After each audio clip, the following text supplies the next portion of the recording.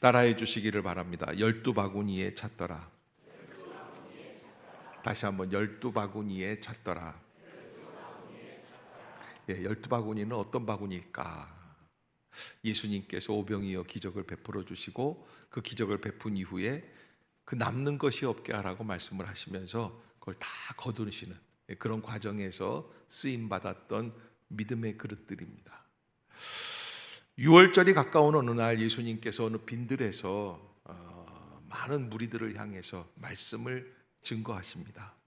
날이 저물어 가자 사람들이 이야기를 하는데 더 늦기 전에 사람들을 보내서 밥을 먹여야 되는 게 아닌가. 이 지역에 있는 동네들로 가서 밥을 사 먹게 합시다. 예수님이 뭐라고 말씀을 하시냐면 우리가 어디서 떡을 사서 이 사람들을 먹이겠느냐. 우리가 어디서 떡을 사서 이 사람들을 먹이겠느냐. 즉각적으로 제자 빌립이 대답을 합니다. 각 사람으로 조금씩 받게 할지라도 200데나리온의 떡이 부족하리이다.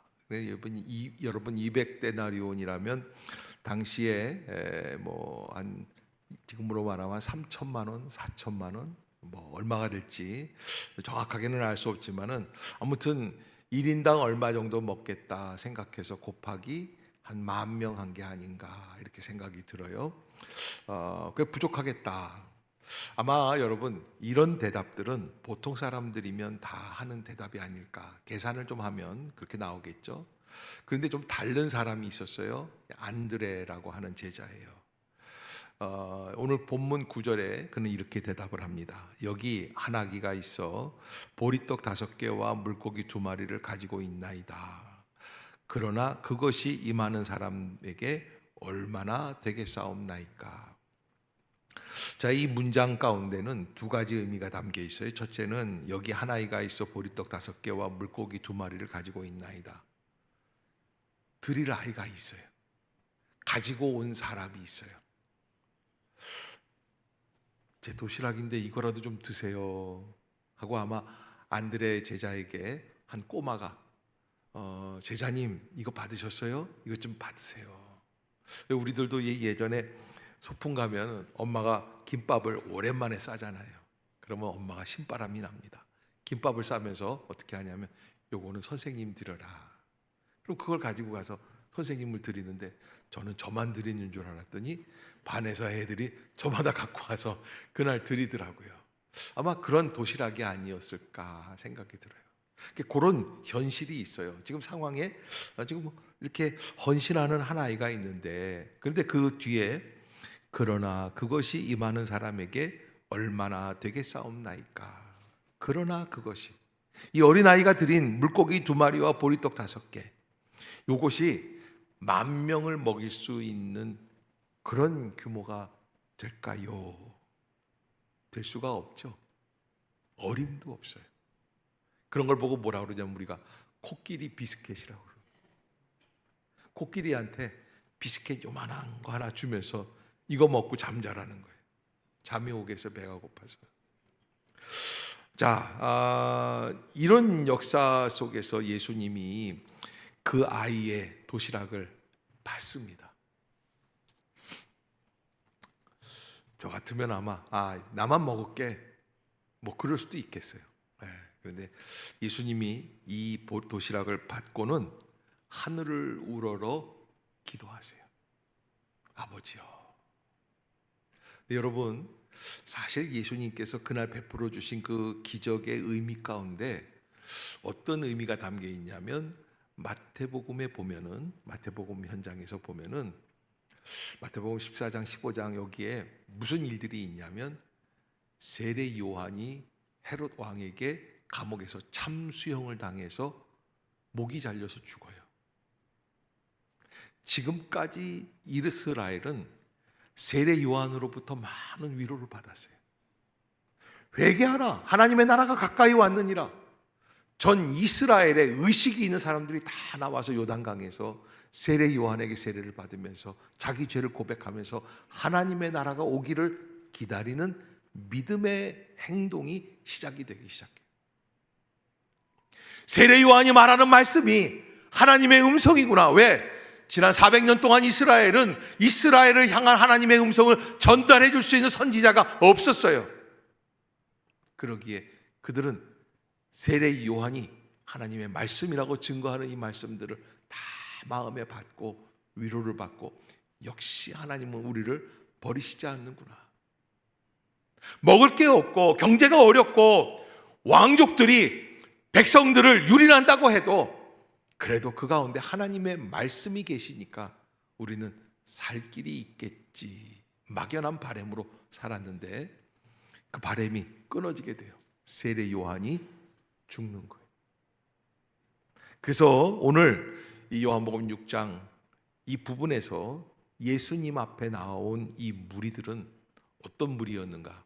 세례 요한이 죽은 것에 대한 회의와 절망과 좌절, 낙심을 품고 새로운 이웃이 지도자가 없을까?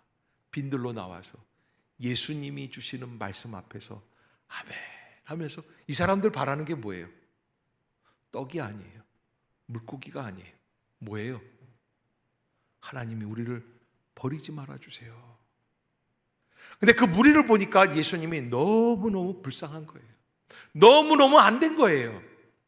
그래서 그들에게 어떻게 하세요? 그들을 위로하시고 격려하시고, 그래서 떡을 좀 줘라. 그 떡에는 위로의 떡이 있어요. 여러분 이렇게 드라마 같은 데나 이런 데 보면은 회사를 다니는데 시골에서 올라와서 젊은 자매가 회사를 다니다가 직장 상사한테 혼나고 또 왕따 당하고 친구들한테 화가 나요. 짜증이 나요. 애인도 자기를 버려요. 그럼 갈 데가 있어요. 그게 뭐냐면 엄마한테 가는 거예요. 가면서 그러는 거예요. 엄마 나 배고파. 된장찌개 좀 끓여줘. 그러면 엄마가 뭐 다시다는 넣는지 안 넣는지 모르겠어요. 호박 좀 넣고 새우젓 좀 넣고 뭐 이렇게 해가지고 떨렁뚱땅 하는데, 그걸 먹으면서 딸은 어떻게 해요? TV를 안 보시나 보네. 되게 울게끔 돼 있어요. 왜? 엄마의 된장국은 나에게 힐링이에요. 그걸 먹으면서 우는 거예요. 이스라엘은 아마 거의 1500년, 2000년 만에 전에 먹던, 광야에서 먹던 하나님이 주신 그 하늘의 양식, 그 다시 맛보는, 그래서 광야에서 함께 해주셨던 하나님의 은혜와 섭리를 다시 체험하게 되는 현장이 오늘 이 오병이어의 기적의 현장이 되는 거예요. 엄청난 의미가 있죠.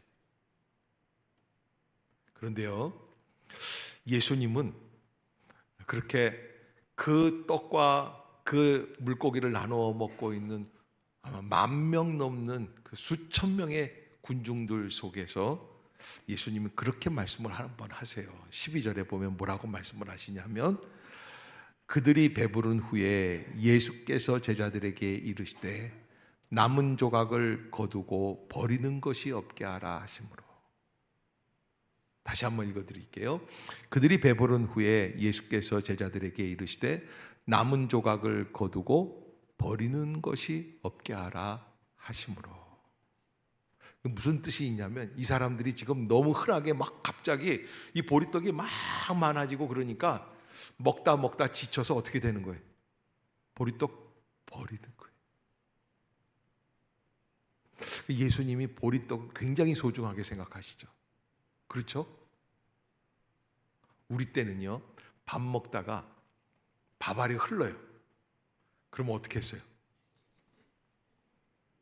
다 주워 먹어. 도시락을 먹다가 도시락에 밥알이 붙어와요. 그러면 어떻게 해요? 그럼 아예 의뢰껏 주전자에다가 물을 좀 따라가지고 이거 싹 헹궈서 싹 먹었어요. 네. 흘리면 안 돼요. 네, 흘린 것도 다 주워 먹어야지 돼. 그런 의미겠죠? 물자 전략. 그렇죠? 예수님이 오늘 이 말씀 속에서는 여러 가지 의미를 우리에게 전해주고 계신데, 첫 번째는 이 기적에 대한 우리의 이해예요. 기적은 내가 누리는 것이 아니라 하나님께 영광을 돌리는 일이에요. 따라해 봅시다. 기적은 내가 누리는 것이 아니라 오직 하나님께 영광을 돌리는 일입니다. 기적이 이루어지잖아요. 그리고 밥 먹는 게 먹여졌어요. 다 먹었어요. 배가 터지게 먹었어요. 그런데 그런 다음에 이 사람들이 어떻게 하는 줄 아세요? 버리기 시작을 해요. 왜 버려요? 너무 많으니까 버려요. 항상 제가 먹어봐서 하는데, 저도 먹는 걸 좋아하는 사람이라 이렇게 보면요, 이걸 먹다가 먹을 게 너무 많잖아요. 이렇게 먹다가 보면 이거 말고 저게 더 맛있을 것 같아요. 치킨을 사가지고 먹을 때 보면 항상 그 생각, 다리를 먹을까 날개를 먹을까 몸통을 먹을까 그러다가 그 중에서 다리를 먹다 보면 예상했던 맛이 아닌데 저거 더 맛이, 날개가 더 맛있을 것 같고. 그만하겠습니다. 그건 제 얘기인 것 같아요. 그런데 여러분, 사람들이 버리기 시작을 하니까, 버린다는 건 뭐예요? 흔해졌다는 거예요. 이 흔해지는 것이 문제가 돼요. 예수님이 여기서 오늘 본문에서 거두어라, 거두어라, 그리고 담아라, 버리는 것이 없게 해라 라는 것은 무슨 의미를 담고 있냐면, 저 같으면 그럴 것 같아요. 예수님, 이렇게 하다가 사람들이 이거 다 버리겠는데요? 아유, 까짓거 걱정하지 마. 내일 저녁 때 또 어떻게 하면 돼요? 또 오병이어 먹으면 되지. 하나님이요, 한 번 주시는데 또 한 번 안 주시겠어요? 괜찮아. 오늘 여기저기 쓰러져서 자고 내일 아침에 또 일어나서 말씀 듣고 그러고서는 내일 저녁에 또 한 번 이렇게 먹자. 그러면 간단할 것 같아요. 그래서 사실 오늘 먹다가 남은 것 중에 뭐만 있으면 돼요? 보리떡 5개하고 물고기 2마리만 딱 남겨놓고 다 버려도 괜찮아요. 근데 예수님이 뭐라고 그러시냐면, 남은 조각을 거두고 버리는 게 없게 하라는 거예요. 무슨 의미예요? 이걸로 끝이라는 거예요. 그래서 여러분, 기적이 참 중요하고 기적이 참 좋습니다. 그러나 기적이 일상이 되면 저주가 돼요. 예수님은 그거를 우려하시는 거예요. 다른 말로 말씀드리면, 제가 이렇게 비유하면 어떨지 모르겠어요. 우리나라 삼면이 바다에, 동해안, 남해안, 서해안. 동해안에 가면은 일출을 볼 수 있어요. 남해안에 가면 일몰도 보고 일출도 봐요. 서해안에 가면 그 웅장한 그런 저녁 노을을 보게 됩니다. 우리나라는 그래서 곳곳에 가서 한 2-3시간만 가면은 그러면 다 모든 걸 볼 수 있는 거예요. 너무 훌륭한 땅이죠. 자, 그런데 여러분, 그래도 맑고 깨끗하고 파란 바다를 보려면 어디로 가야 돼요? 왜 동해안을 좋아해요? 맑아서. 그래가지고 동해안에 가가지고서 쭉 가면은 이제 저 망상에서부터 해서 속초, 그러니까 강릉에서부터 해서 속초로 쭉 내려가다 보면은 이 속초 그 양양 지나가면서 바다가 쫙 펼쳐지면서 그 하얀 물거품들이 파도가 쫙 올라오면서, 저는 이제 오늘 오후부터 갈 거니까요, 그렇게 파도가 쫙 치는 걸 보면은 우리가 하는 얘기가 있어요. 뭘 얘기를 해요? 이제 좀 숨이 쉬어진대. 여지껏 안 쉬었나 봐. 그러면서 뭐라 그러냐면 힐링이 된대. 힐링. 언제부터 힐링을 우리가 원했는지. 그러니까 이게 힐링이 완전 이게 외래어가 돼가지고 입에 붙어 있어. 힐링. 예, 힐링을 그렇게 좋아해요. 예. 그런데요, 여러분, 반전이 있는 게, 군대에서는요, 동해안을 지키는 초소도 있고 남해안을 지키는 초소도 있고 서해안을 지키는 초소가 있어요. 이 초소에 가서 근무를 하는 아들들이 굉장히 힘들어해요. 거기서 별일들이 다 생겨요. 그런데요, 어디가 자살률이 제일 높은 줄 아세요? 동해안. 우리 생각에는 거기서 군대 생활하면 천국 같을까? 매일 낙산사 앞에 가면, 양양 앞에 가면 부대들이 있거든요. 그 육사단 앞에 있는 바다가 쫙 펼쳐지는 그 바다에서 그 바다의 파란 뽀얀 물보라를 보면서 얼마나 멋있겠어요. 1년 365 그것만 보고 있는데, 근데 보고 있으면 어떤 생각이 드냐면 살아서 뭐 하나, 이런 생각이 들어요. 왠지는 저는 모르겠어요. 거기서 살던 사람한테 물어봐야 돼요. 우리 이쪽에 영종도 이쪽 근처에 있는 사람들이나 가면 물이 너무 맑다 뭐 이런 생각하지, 거기 사는 사람들은 당연히 맑은 거야 그게. 그래서 여러분, 축복이 일상이 될 때 조심해야지 돼요. 미국의 어느 학교에서, 대학에서 실험을 했는데 한 마을을 선택을 해서 이렇게 길가를 쭉 가면서 이렇게 양쪽에 집들이 있는데 그 집들마다 매일같이 하루에 $100씩을 줬대. $100씩. 그래서 이 $100를 어느 학교에서 나와서 실험을 하고 있는 중입니다. $100씩 다 주는 거예요. 그런데 그렇게 주기를 이틀을 주고, 사흘을 주고, 일주일을 주고, 2주간을 주고, 3주, 21일을 줬어요. 그리고 3주를 이렇게 주고서는요, 그리고서 그 다음에는 그냥 지나가요. 그러니까 와서 묻더래요. 오늘은 안 줘요? 왜 그냥 지나가요? 근데 저쪽에서 이 사람이 그러더래요. 이러면 안 되죠. 다 계획이 있는데, 사람이란.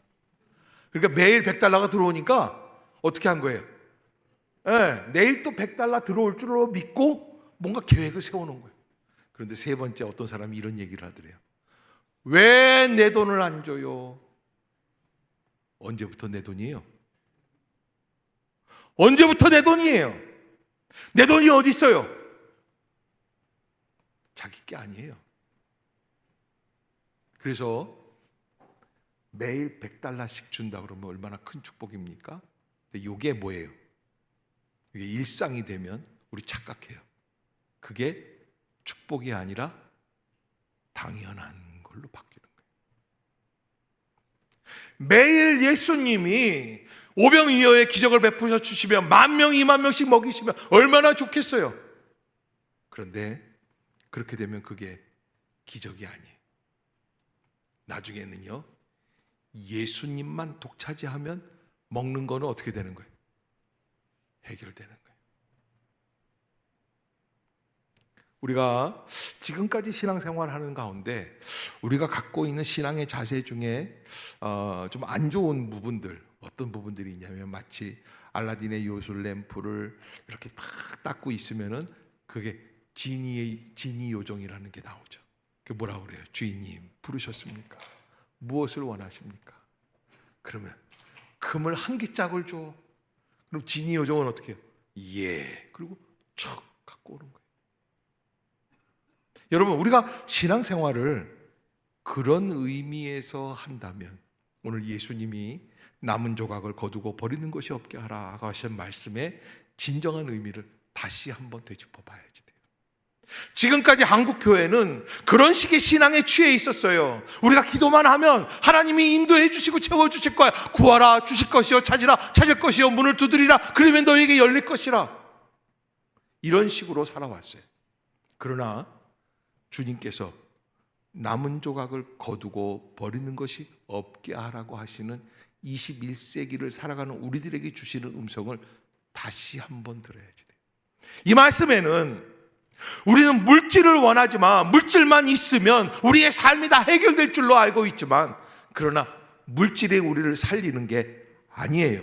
그래서 요한복음 6장 같은 장에 31절부터 보면은 예수님께서 뭐라고 말씀을 하시냐면 이런 말씀을 하세요. 기록된 바 하늘에서 그들에게 떡을 주어 먹게 하였다 함과 같이 우리 조상들은 광야에서 만나를 먹었나이다. 예수께서 이르시되 내가 진실로 진실로 너희에게 이르노니 모세가 너희에게 하늘로부터 떡을 준 것이 아니라 그래요. 모세가 인도했어요. 모세가 지도자예요. 모세가 기도하니까 일어났어요. 사람들은요, 만나를 먹느냐 못 먹느냐에 관심이 있었어요. 왜 하나님이 주셨는지에 대한 관심은 사라졌어요. 그래서 예수님께서 그 말씀을 해주시는 거예요. 모세가 너희에게 하늘로부터 떡을 준 것이 아니라 내 아버지께서 너희에게 하늘로부터 참떡을 주시나니. 따라해 봅시다. 내 아버지께서 너희에게 하늘로부터 참떡을 주시나니. 하나님의 떡은 하늘에서 내려 세상에 생명을 주는 것이니라. 먹어야 산다는 이야기가 있어요. 그러나 이것은 그 생명이 아니에요. 무슨 생명이에요? 영원하도록 살아가는 영생의 소망을 말씀하고 있어요. 영적인 의미를 잊지 말라고 하시는 예수님의 당부예요. 모세가 너희에게 하늘로부터 떡을 준 것이 아니라 내 아버지께서 너희에게 하늘로부터 참떡을 주신다. 하나님의 떡은 하늘에서부터 내려 세상에 생명을 주는 것이라. 그러니까 떡을 먹고 배가 부르고 막 이런 것만 생각하지 말고 뭘 생각하라는 거예요? 왜 주시는지, 누가 주셨는지, 어떻게 돼야 되는 건지, 이것들을 생각해 보라는 거예요. 그러면 우리가 어떻게 해야지 될까? 정말 중요한 거는요, 떡을 먹으면서 내 삶의 자세가 바뀌죠. 예수님은 뭐라고 그러시냐면 광야에서 40일 금식하면서 시험을 받으실 때 마귀가 와서 그러죠. 돌들을 들어서 떡이 되게 하면 다 모든 백성들이 마음껏 먹을 수 있지 않겠냐. 그때 예수님 하신 말씀이 있어요. 뭐라고 그래요? 사람이 떡으로만 사는 것이 아니요, 하나님의 입으로부터 나오는 말씀으로 사는 것이라. 여러분, 사람은 떡으로 삽니까? 말씀으로 삽니까? 깨보면 여러분, 우리가 수련회 가면요 말씀을 막 암송합니다. 왜 암송하는 줄 아세요? 암송 안 하면 밥을 안 줘요. 얼마나 간절하게 외우는지 몰라요. 저도 어렸을 때 요한복음 3장 16절 하나님이 세상을 이처럼 사랑하사 독생자를 주셨으니 무릇 그를 믿는 자마다 멸망치 않고 정생. 왜 외워요? 그거 외워야 밥을 먹어요. 왜 먹어요? 먹어야 산다고 생각을 하기 때문에 먹는 거예요. 근데 예수님은 거꾸로 말씀을 하세요. 먹는 게 사는 게 아니야. 하나님의 입으로부터 나오는 말씀을 진정으로 먹어야 우리가 진정한 인생을 살 수 있는 것이야. 가치관의 변화예요. 여러분, 우리가 12광주리 블레싱 페스티벌 이렇게 걸어놓고 우리 마음을 여호와께로 향하여 이제 7월 5일 날 이제 그 대망의 막을 열려고 합니다. 그런데 이거 뭐 하는 거예요? 목사님 6시부터 그 다음날 6시까지 안 자고 버텨야지 되죠? 1시간 기도하고 2시간 기도하고 약하니까 몇 시간 기도하자는 거예요? 무려 12시간을 기도하잖아요. 졸려서 어떻게 할까요? 쓰러져서 잠은 안 될까요? 먹을 거는 주나요? 화장실은 가게 하나요? 아주 이렇게 12시간 기도한다고 그러니까 제가 몽둥이 들고 저 뒤에 서 있고 여러분들은 다 엎드려서 12시간 동안 통성 기도하고 그러는 줄로 아는데 그게 아니에요. 12시간은 1시간 기도하면 약하니까 12시간 기도하자는 게 아니에요. 주님께서 우리에게 주신 12바구니의 비결이 무엇인지 의미를 깨닫자고 하는 시간이에요. 뭐예요? 생각의 전환이에요. 사고의 변화예요. 지금까지 우리는 알라딘의 요술 램프 같이, 지니 요정 같이 그렇게 믿었지만 그런 믿음이 아니라 어떤 믿음이에요? 주시는 의미와 목적과 방법을 제대로 인식하고 깨닫고 바뀌어진 삶으로 살아가는 거예요. 아멘. 아멘. 옆에 사람 쳐다보세요. 제대로 알아들었습니까? 한 번 더 좋은 말로 할 때 순종하세요. 자, 여러분, 요즘 가톨릭에 황창현 신부님이라고 하는 분이 유튜브에 나오셔서 얼마나 말씀을 재밌게 하시는지, 저는 신부님 중에 그렇게 재밌게 말씀하시는 분은 또 처음이에요. 그래서 저도 구독, 좋아요를 눌렀어요.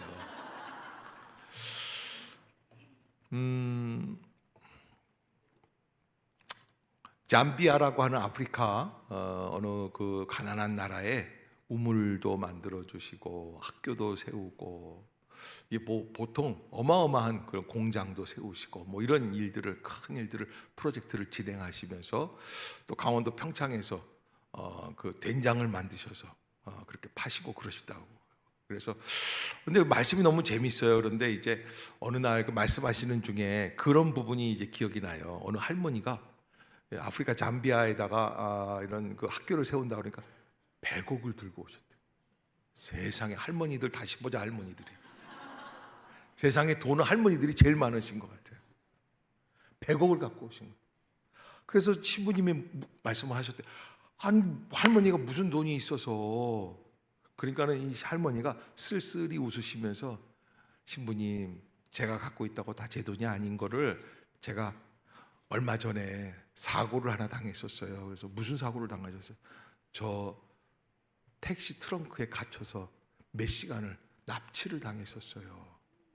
여러분, 우리는 그런 경험이 없잖아요. 근데 왜 없는 줄 아세요? 돈이 없어서 그런 거예요. 이 동네는 그런 사람이 없어. 저쪽에 가면요, 강 건너 가면은요, 그래서 저기 영화 배우 중에 나영희 씨, 그분도 한번 20년 전에 그런 일을 겪었대요. 왜 그럴까요? 이쁘고 돈 많게 보이니까 그런 거예요. 우리는요, 그거 거리가 머니까 안 하는 거예요. 근데 이 할머니가 갑자기 집에서 나오는데 웬 사람들이 와가지고선 뒤집어 씌우고, 보자기를 뒤집어 씌우고 트렁크에다 집어넣고선 도는데, 몇 시간을 도는데 그냥 어떻게 하다가 잘못돼가지고 풀려났어요. 그때 이 할머니가 깨달은 게 한 가지 있는데, 뭘 깨달았냐면, 나는 여지껏 돈을 왜 모았을까? 왜 벌었을까? 할머니가 혼자서 100억을, 수백억을 모았으니까 왜 모았을까요? 엄마들이 하는 얘기가 있잖아요. 먹고 살려고 모으죠. 돈이 있어야 살지. 그래서 모은 거예요. 그런데 이 할머니가 그 경험을 하고 비로소 느꼈어요. 나는 살려고 돈을 모았는데 돈 때문에 죽을 수도 있구나. 내가 가지려고, 내가 움켜잡으려고 모았는데 내 것이 아닐 수도 있겠다. 그래서 갖고 왔다는 거예요. 저는 우리 교회에도 그런 깨달음이 있는 분들이 어서 속히 나올 수 있기를 주의 이름으로 축원합니다. 저도 그래서 유튜브에 간증 좀 한번 해볼 수 있는 날이 있으면 좋겠어요. 여러분, 이 깨달음이라는 게 있는 거예요. 가치의 변화가 있어야지 되는 거예요. 생각이 바뀌어야지 돼요. 목적이 바뀌어야지 돼요. 내가 살아가는 방법이 바뀌는 거예요. 나에게 주시는 의미가 무엇인지를 깨달아 알 수 있는 거예요. 왜 이런 기적을 주셨습니까? 왜 만명을 주셨습니까? 이게 신기하고 놀라워서 또 한 번 해주세요. 예수님, 이렇게 호빵 갖고 가면은 호빵이 또 10,000명이 먹는 거예요. 보리떡 갖고 가면 보리떡이 10,000명. 그러면 나 좀 절편을 좋아하니까 절편도 이번에는 좀 갖고. 여러분, 이러려고 기적이 있는 게 아니죠. 그래서 예수님이 남은 조각을 거두고 버리는 것이 없게 하라. 단회적인 기적일 수 있다. 예수님이 이제부터는 기적을 안 베푸시겠다는 게 아니에요. 예수님이 수없이 많은 사람들을 고쳐주시고, 수없이 많은 사람들에게 말씀해 주시고, 수없이 많은 사람들에게 기도해 주셨어요. 그래도 회개하지 않으니까 회개하지 않는 가버나움, 고라신 이 지역들을 향해서 예수님이 나중엔 책망을 하세요. 너희가 하늘같이 높아지겠느냐? 교만을 버리라는 거예요. 한없이 많은 기적을 베풀어도 변화가 없는 거예요. 우리의 신앙의 가장 궁극적인 목적은 무엇일까라는 거예요. 말씀을 듣는 이유도 무엇일까? 와서 예배를 드리는 이유도 무엇일까? 바울은 고린도 후서 5장 17절, 그런즉 누구든지 그리스도 안에 있으면 새로운 피조물이라. 이전 것은 지나갔으니 보라 새 것이. 어떻게 하라는 거예요? 바뀌라는 거예요. 변화되라는 거예요. 오래전 얘기입니다. 불란서 파리에서 한 시내 끔찍한 살인 사건이 일어납니다. 사건을 담당하던 검사 한 사람이 자기가 늘 범인 잡는 일에 실패를 하니까 이번에는 무고한 청년 샬리 에르라고 하는 한 청년을 잡아가지고 그 주위에서 배회했거든요. 그 청년에게 죄를 뒤집어 씌우고 청년을 살인자로 만들어서 무기징역으로 보내버렸어요. 그것도 불란서의 가장 악명 높은 요새와 같은 감옥입니다.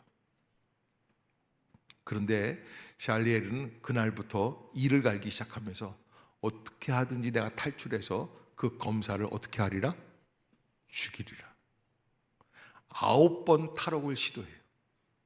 8번 실패하고 9번째 성공해요. 그래서 남미로 도망을 가요. 여기 대서양 건너서 남미로 가니까 여기 도망가가지고 30년을 지내요.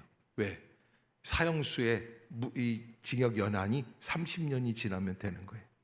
공소시효가 만료된 1967년 만반의 준비를 하고 파리로 와서 총을 찾아가지고 검사를 죽이려고 계획을 세우고 길을 걷고 있는데 갑자기 벼락 같은 일이 벌어졌어요. 무슨 일이 있었게요? 가다가 도중에 하나님의 음성을 들어요. 내가 너 사랑해. 너 지금까지 누명을 쓰고 살았지만 지금 살아온 거 내가 너를 보호하고 있음이야. 너 예수님의 사랑을 믿어? 십자가의 은혜를 믿어? 갑자기 이 사람이 이제 청년이 아니죠. 이제 중늙은이가 됐어요. 길거리를 걷다가 주저앉았어요. 펑펑 울었어요. 울부짖어요. 왜? 하나님이 자기를 사랑한다고 하시니까. 그 샬리 에르가 그 길 한복판에서 통곡을 하면서 이런 기도를 했다고 해요. 주님, 복수를 포기하겠습니다. 위대한 변화예요. 우리가 믿고 있는 가장 중적인 이유가 뭡니까? 변화예요. 어떻게 바뀌느냐? 어디로 나아가느냐? 우리가 12광주리 하는 것은 12시간 기록세 가지고서는 1시간 기도했느냐, 10시간 기도했느냐, 11시간 50분 기도하면 실패고 12시간 기도하면 성공하느냐, 이게 아니에요. 내가 기도했는데 기도하면서 뭘 느꼈는가? 변화했는가? 샬리에르가 주님, 내가 복수를 포기하겠습니다. 그런데 주님, 제가 주님께 기도하는데 저 같은 비극을 겪는 희생자가 다시는 나오지 않게 도와주옵소서. 자기가 도망자의 삶을 30년을 살아보니까 비참하기가 이를 데가 없어요. 왜? 먹는 거, 입는 거, 사는 거, 자는 거 다 여의치가 않아요. 가장 열악한 게 뭐예요? 꿈이 없어요. 그 사람 꿈이 뭐예요? 검사를 발에 가서 죽여버리는 거예요. 제일 비극이 뭔 줄 아세요? 이 사람의 꿈이 사람 죽이는 일로 끝난다는 거예요. 근데 그날 주님을 새롭게 영접하면서 이 사람이 용서를 알게 되고 사랑을 알게 되고 다시 회복이 되기 시작해요. 처량한 나의 미래에 자유와 사랑이 가득할 수 있도록 기적을 베풀어 주소서. 처량한 나의 미래가 어디에 있습니까? 나의 소망이 어디에 있습니까? 나를 감옥에 보냈던 그 검사를 죽여버리는 게 나의 미래예요. 그 보잘것없는 나의 미래에 자유와 사랑이 가득할 수 있도록 기적을 베풀어 주옵소서. 이 실화는 나중에 빠삐용이라는 영화를 만드는 자료가 되었다고 해요. 여러분, 우리가 하나님 앞에서 기적을 체험하려고 합니다. 하나님 고쳐주세요. 하나님 치료해 주세요. 이 병만 나으면 어떻게 해요? 내가 이렇게 살기를 원합니다. 이 가난만, 이 빚만 갚으면, 내가 이번에 합격하기만 하면, 내가 이번에 진급만 하면 뭐라고 기도를 합니다. 그런데 이루어지면 다 잊어먹기 마련입니다. 마치 내가 잘나서 기적을 겪은 것으로 생각을 합니다. 예수님은 그러지 말라고 하시는 거예요. 새로운 눈이 열리기를 원하시는 거예요. 우리의 삶은 항상 한계 속에 있습니다. 하던 일, 했던 일, 이제까지 생각했던 일의 범주 안에 거하게 됩니다. 그러다가 어느 날 문득 드는 한 줄기의 빛이 우리를 살립니다. 그게 바로 믿음 안에서의 깨달음이에요.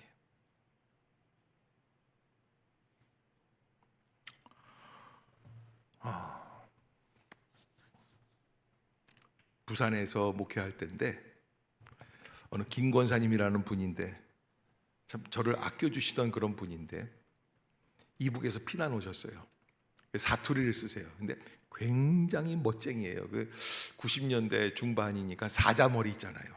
권사님이 꽤 연세가 있는데 이제 60 가까운 분인데 사자머리 같은 거 쫙 머리를 노랗게 물들여가지고 그리고 청바지를 탁 꽉 입는 거 탁 늘씬해요. 쫙 그리고 빼놓고도 신고 다니시고 그러는데 목사님 오시라고요. 냉면 해드릴게요. 뭐 다 그러시는 분인데 자신만만해요 모든 일에.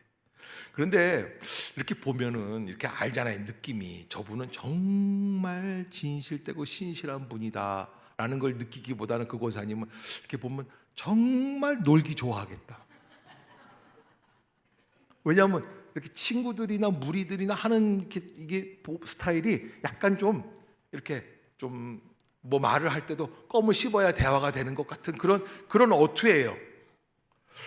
그런데요, 그분에게 수수께끼 같은 게 하나 있어요. 제가 있는 동안 4년 가까이 4년 넘게 있었죠. 4년 반 동안 하루도 새벽 기도를 빼먹는 일이 없어요. 그래서 내가 궁금해서 맨 마지막에 한번 물어봤어요. 권사님, 난 권사님 새벽 기도를 빼먹는 걸 못 본 것 같아. 그 권사님이 씩 웃더니 목사님 별걸 다 묻는구만. 그 왜 그러세요? 그러니까 육군 사관 생도복을 입은 걸 보고 남편한테 반해가지고 결혼을 해버렸대요. 여러분 이게 제복 입는 거 보고 이렇게 군인 출신들한테는 죄송하지만 그런 거 보고 반하면 조금 문제가 생기게 돼 있어요. 사실 그 제복 속에 그 어려운 상황들이 너무나 많이 있거든요. 그리고서는 그냥 곧바로 신혼을 살아가는데 결혼을 해가지고 사는데 애 둘을 낳고 어느 날 새벽에 쿵쿵 대포 소리에 깜짝 놀라서 깨보니까 한 70년대 후반 80년대 초기쯤 되겠죠. 애 둘이 이렇게 자고 있고 전방 이게 저기 그 삐오큐라고 그래가지고 군인들 사는 그 장교들 사는 그 이 조그만 집들이 있어요. 한 12평짜리 13평짜리 집에다가 방 두 칸에다가 화장실 하나 있고 부엌 싱크대 마루에다 이렇게 붙어가지고 이렇게 젊은 사람들이 살 수 있게끔 만들어 놓은 거기에서 아침 새벽에 깬 거예요. 남편은 훈련하러 나가 있고. 근데 이 권사님이 그때는 이제 새댁이죠. 새댁이 곰곰이 생각해 본 거예요. 근데 자기가 지금 앞으로 살아갈 인생들을 볼 때 40년을 살아야 될지 50년을 살아야 될지 모르는데 뺑뺑이 인생이더래요. 전방에서 어떻게 해서 맨날 듣는 게 대포 소리고. 야, 안 되겠다. 내 인생을 바꿔야지 되겠다. 그러니까 남편을 의지하고 멋있는 남편을 바라보고 사는 것 그날로 끝. 그래서요, 그때부터 권사님이 바뀌기 시작을 하면서 교회에 발을 들여놓고 기도를 하기 시작을 하고, 그래서 그때부터 시작을 한 게 새벽 기도인데, 목사님 제가요 큰애는 걸리고 둘째는 등에 업고 그리고 눈길을 걸어 다닌 적이 많아요. 단 하루도 그때부터 여태까지 한 번도 빠진 적이 없다. 그런데 참 권사님의 삶은 수수께끼처럼 약간 놀기를 좋아하시는 것 같은데 깊은 은혜가 있어요. 그리고 늘 감사해요. 늘 건강해요. 늘 평안해요. 누가 주인이에요? 예수가 주인이에요. 그분이 물질로 받은 축복은 이루 말할 수가 없어요. 더 나은 거는 자녀들이 대단해요.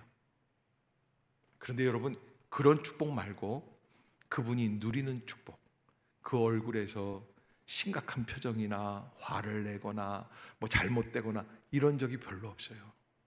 늘 감사하는 거예요. 왜? 주인이 바뀌었어요.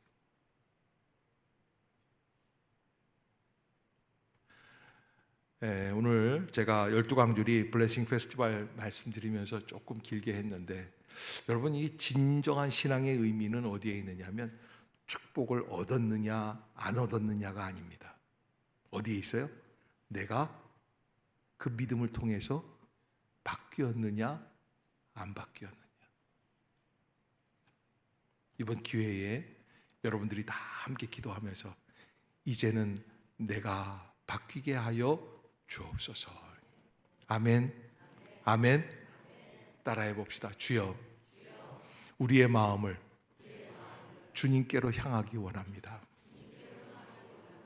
나 좀 바라봐 주세요 하던 게 이제는 내가 누구를 바라보는 거예요? 주님만 바라보는 거예요. 그 삶으로 변화되는 전환점이 될 수 있는 잔치가 되기를 주의 이름으로 축복합니다. 기도하겠습니다.